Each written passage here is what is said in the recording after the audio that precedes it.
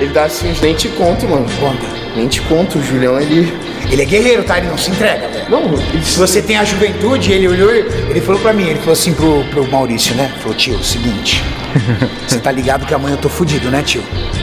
Porque o Gun é forte pra caramba, mas eu não vou me entregar, eu vou resistir até o final.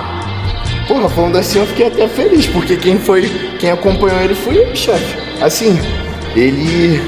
Porque técnico, então, né, velho? Aí vem a cadência, relaxa o quadril, desce. Ele não é modo... Não é explosivo. Não é explosivo, é cadência. Então, assim... É modo treinador. Na extensora foi bom, assim, só que quando chegou aqui no hack, que era ali, ó. Exato. 3 segundos lá embaixo. Sobe. E o Julião, mano, ele tem uma parada que... Ele antes de entrar na série, ele revira o olho assim, ele olha assim. Eu falo assim, cara, será que o Julião tá bem? Negócio com o olho, a pálpebra... Você não acha que vai morrer, velho? É, não.